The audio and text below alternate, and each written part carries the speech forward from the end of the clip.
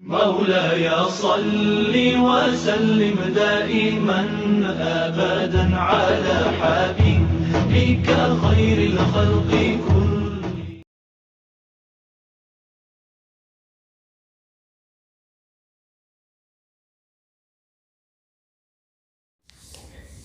Sesuai dengan keputusan Menteri Agama KMA nomor 183 tahun 2019, materi akidah akhlak tentang adab membaca Al-Quran dan adab berdoa diberikan untuk kelas 7 semester genap Madrasah Tsanawiyah. Adapun untuk KI dan KD-nya adalah sebagai berikut.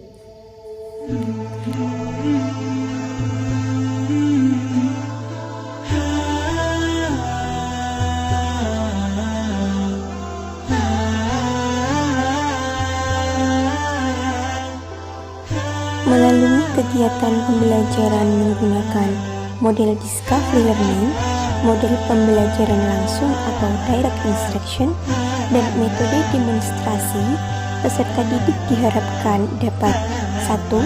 Menjelaskan adab membaca Al-Quran dan adab berdoa. 2. Memahami adab membaca Al-Quran dan adab berdoa. 3. Terbiasa menerapkan adab membaca Al-Quran dan adab berdoa. Dan yang keempat, mendemonstrasikan adab membaca Al-Quran dan adab berdoa. Adab membaca Al-Quran. Al-Quran adalah firman Allah Subhanahu wa Ta'ala yang diturunkan kepada Nabi Muhammad SAW melalui perantara malaikat Jibril, dan membacanya adalah bernilai ibadah. Allah menurunkan Al-Quran agar manusia membaca dan melakukan tadabbur terhadapnya. Hal itu tertera dalam Quran Surah Al-Alaq ayat 1 yang berarti, bacalah dengan menyebut nama Tuhanmu yang menciptakan. Para pendengar yang dirahmati Allah, para ulama dan peneliti mengakui besarnya pengaruh bacaan Al-Quran bagi manusia apabila Al-Quran tersebut dibaca dengan bacaan yang benar. Beberapa tujuan dari membaca Al-Quran dapat dilihat dari beberapa ayat Al-Quran berikut ini. Yang pertama, mengikuti petunjuk Allah Subhanahu wa Ta'ala, Quran Surah Toha ayat 123. Yang kedua, mempertebal keyakinan akan kebenaran Al-Quran, Quran Surah Al-Baqarah ayat 2. Yang ketiga, mendapat rahmat Allah Subhanahu wa Ta'ala, Quran Surah Al-A'raf ayat 204. Yang keempat, mendapat obat hati, Quran Surah Al-Isra ayat 82. Dan yang kelima, melembutkan hati. Sedangkan keutamaan membaca Al-Quran adalah 1. Mendapat pahala berlipat, Quran Surah Fatir ayat 29-30. Yang kedua, mendapat syafaat di akhirat. Yang ketiga, memuliakan orang tua di akhirat. Dan yang keempat, mendapat tempat di surga Allah Subhanahu wa Ta'ala. Membaca Al-Quran memiliki dampak positif terhadap jasmani dan rohani kita. Sebuah penelitian yang dilakukan oleh Dr. Ahmad Al-Qadi membuktikan bahwa Al-Quran mampu mereduksi ketegangan-ketegangan saraf. Hal itu diperkuat dengan hasil penelitian Dr. Abdurrahman yang menyebutkan bahwa stimulan Al-Quran dapat dijadikan terapi relaksasi, bahkan lebih baik dibandingkan dengan stimulan terapi musik. Hal itu memperlihatkan bahwa adanya keterkaitan antara psikospiritual dan kesehatan fisik. Ketenangan psikospiritual adalah kunci dari kesehatan fisik. Masya Allah. Sebagai kitab suci yang istimewa dan sempurna, tentu ada adab yang perlu diperhatikan ketika hendak menyentuh ataupun membacanya. Berikut adalah adab-adab membaca Al-Quran. Yang pertama, membaca dalam keadaan suci. Salah satu adab membaca Al-Quran adalah suci dari hadas kecil dan hadas besar, serta suci dari segala najis. Sebagaimana firman Allah dalam Quran Surah Al-Waqiah ayat 79-80 yang artinya, tidak menyentuhnya selain hamba-hamba yang disucikan, diturunkan dari Tuhan seluruh alam. Yang kedua, membaca dengan tartil atau perlahan-lahan, sebagaimana terdapat dalam Quran Surah Al-Muzammil ayat 4 yang artinya, dan bacalah Al-Quran itu dengan perlahan-lahan. Yang ketiga, membaca dengan khusyuk. Khusyuk memiliki arti merendahkan hati dan seluruh anggota tubuh kepada Allah Subhanahu wa Ta'ala, sehingga Al-Quran yang dibaca mempunyai pengaruh bagi pembacanya. Yang keempat, membaguskan suara ketika membaca Al-Quran. Al-Quran adalah hiasan bagi suara. Dengan suara yang bagus akan lebih menembus hati. Kemerduan suara disunahkan dalam membaca Al-Quran. Tentunya bacaan yang tidak berlebihan sehingga tidak memanjangkan bacaan yang pendek atau memendekkan yang seharusnya dibaca panjang. Yang kelima, membaca basmalah. Yang keenam, isti'azah untuk memulai membacanya. Yang ketujuh, membaca menurut tertib mushaf. Yang kedelapan, menghadap kiblat. Yang kesembilan, sujud tilawah bila bertemu ayat sajdah. Yang kesepuluh, berhenti untuk berdoa ketika membaca ayat rahmat dan ayat azab. Yang ke-11, memperbanyak menghatamkan Al-Quran. Yang ke-12, menghindari bercanda dan mendengarkan dengan seksama ketika Al-Quran dibaca.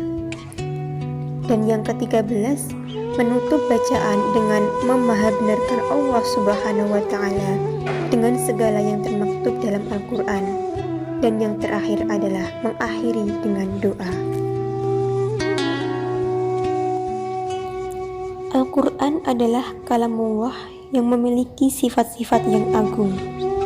Dengan melihat keutamaan-keutamaan tersebut, maka seorang hamba yang ingin mendapatkan anugerah besar dari Allah Subhanahu wa Ta'ala sudah seharusnya menghabiskan waktunya dengan membaca, mempelajari, serta mengamalkan kandungannya.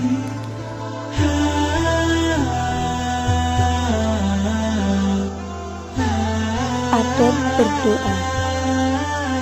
Doa merupakan salah satu ibadah yang dianjurkan agama.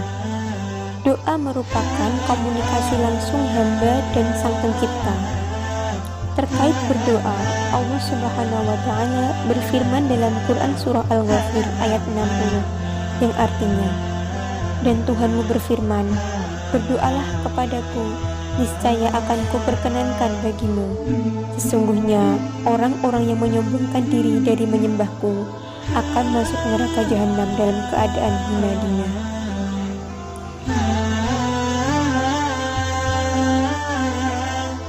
Dalam Islam, membaca doa dianjurkan dalam memulai segala hal yang baik.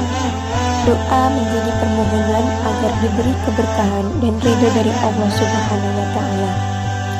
Imam Al-Ghazali menyatakan ada 10 hal adab dalam berdoa. Yang pertama, berdoa di waktu-waktu khusus. Yang kedua, berdoa pada kondisi tertentu. Yang ketiga, berdoa dengan menghadap kiblat. Yang keempat, melirihkan suara di antara suara pelan sekali dan keras. Yang kelima, tidak berdoa dengan kalimat yang dibuat-buat. Yang keenam, tunduk dan khusyuk. Yang ketujuh, berdoa dengan tekad yang kuat dan yakin akan terkabul. Yang kedelapan, mengokohkan doa dan mengulang-ulangnya. Yang kesembilan, memulai doa dengan memuji Allah Subhanahu wa Ta'ala. Dan yang ke-10, mensucikan batin. Sementara waktu yang baik untuk berdoa atau dikatakan mustajab adalah waktu sepertiga malam, ketika khatam membaca Al-Quran, ketika sujud dalam sholat, waktu di antara azan dan iqamah, pada hari Jumat, waktu berdoa saat kondisi turun hujan, pada waktu berbuka puasa bagi orang yang berpuasa, selepas sholat fardu, pada malam Lailatul Qadar, pada saat bangun malam bagi orang yang sebelum tidur dalam keadaan suci dan berzikir kepada Allah Subhanahu wa Ta'ala, pada hari Arafah, dan pada saat musibah kematian. Para pendengar yang dimuliakan Allah, itulah beberapa waktu yang dikatakan mustajab untuk berdoa. Semoga kita dapat memanfaatkan waktu-waktu tersebut untuk memperbanyak doa kepada Allah Subhanahu wa Ta'ala. Amin ya Rabbal Alamin. Para pendengar sekalian, dalam berdoa tentu ada larangan-larangan yang harus dihindari. Larangan itu adalah sebagai berikut. 1. Berdoa kepada selain Allah. 2. Berdoa agar dipercepat kematian. Rasulullah SAW bersabda, "Janganlah seseorang mengharapkan kematian dan janganlah berdoa meminta mati sebelum datang waktunya." Hadis riwayat Muslim nomor 2682. 3. Berdoa dengan berteriak. Hal itu sesuai dengan Quran Surah Al-A'raf ayat 55 yang artinya, "Berdoalah kepada Tuhanmu dengan berendah diri dan suara yang lembut. Sesungguhnya Allah tidak menyukai orang-orang yang melampaui batas." Segala yang diperintahkan Allah sejatinya adalah untuk kebaikan hamba-Nya, termasuk berdoa. Berikut adalah beberapa hikmah dari berdoa. Yang pertama, doa dapat bernilai ibadah. Yang kedua, doa adalah pelindung bagi umat Islam dari godaan syaitan dan mara bahaya. Yang ketiga, doa berarti kita mengakui kebesaran dan keagungan Allah Subhanahu wa Ta'ala. Yang keempat, doa mendatangkan kebaikan dan menolak bencana. Yang kelima, doa adalah senjatanya umat Islam. Yang keenam, menenteramkan jiwa. Yang ketujuh, meningkatkan ketakwaan. 8. Doa dapat membuka pintu rahmat. 9. Doa dapat mengikat persaudaraan sesama muslim, karena setiap muslim mendoakan satu sama lainnya. Dan yang ke-10 adalah doa menjadi penghubung antara anak dan orang tua yang telah meninggal dunia. Itulah tadi uraian singkat materi tentang adab membaca Al-Quran dan adab berdoa. Semoga hati kita senantiasa diterangi dengan bacaan Al-Quran dan dikuatkan oleh doa yang terpanjatkan. Akhirul kalam, wassalamualaikum warahmatullahi wabarakatuh.